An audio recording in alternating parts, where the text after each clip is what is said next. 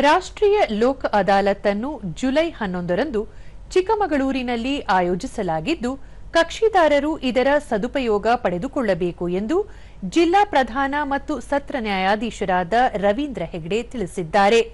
ಚಿಕ್ಕಮಗಳೂರಿನಲ್ಲಿಂದು ಅವರು ಜಿಲ್ಲೆಯಲ್ಲಿ 43,821 ಪ್ರಕರಣಗಳಿದ್ದು, ಅವುಗಳಲ್ಲಿ ರಾಜಿ ಸಂಧಾನದ ಮೂಲಕ ಬಗೆಹರಿಸಬಹುದಾದ ಹಲವು ಪ್ರಕರಣಗಳನ್ನು ಗುರುತಿಸಲಾಗಿದೆ.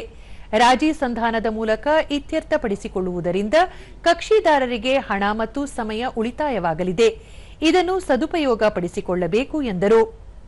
ಪ್ರಕರಣಗಳು ಬಗೆಹರಿದರೆ ನ್ಯಾಯಾಲಯದ ಮೇಲಿನ ಕಾರ್ಯದ ಒತ್ತಡ ಸಹ ಕಡಿಮೆ ಆಗ್ತದೆ ಅನ್ನೋದು ಮತ್ತು ಜನರಿಗೂ ಒಳ್ಳೆಯದಾಗ್ತದೆ ಅನ್ನೋದು ನಮ್ಮ ಈ ರಾಷ್ಟ್ರೀಯ ಕಾನೂನು ಸೇವಾ ಪ್ರಾಧಿಕಾರ ಮತ್ತು ರಾಜ್ಯ ಕಾನೂನು ಸೇವಾ ಪ್ರಾಧಿಕಾರದ ಉದ್ದೇಶ. ಹೆಚ್ಚಿನ ಪ್ರಕರಣಗಳು ವಿಲೇವಾರಿ ಆಗಲಿಕ್ಕೆ ತಾವು ಸಹಕಾರ ಕೊಡಿ ಅಂತೇಳಿ ಜನರಲ್ಲೂ ಮತ್ತು ಅದಕ್ಕೆ ಪ್ರಚಾರ ಕೊಡಿ ಅಂತೇಳಿ ಮಾಧ್ಯಮದ ಮಿತ್ರರಲ್ಲೂ ಕೇಳ್ಕೊಳ್ತೇವೆ.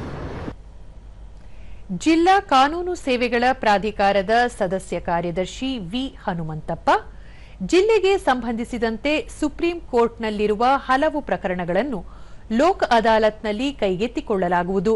ಸಂಬಂಧಪಟ್ಟವರು ಈ ಬಗ್ಗೆ ಅಗತ್ಯ ಮಾಹಿತಿ ನೀಡಬೇಕು. ಲೋಕ್ ಅದಾಲತ್ನಿಂದ ಸಮಸ್ಯೆ ಪರಿಹಾರ ಮಾಡಿಕೊಳ್ಳುವುದರಿಂದ ಎಲ್ಲರಿಗೂ ಅನುಕೂಲವಾಗಲಿದೆ ಎಂದು ಹೇಳಿದರು. ಆಗಸ್ಟ್ 21, 22 ಮತ್ತು 23ನೇ ತಾರೀಕು 3 ದಿನಗಳ ಕಾಲ ನಡೆಯುತ್ತದೆ.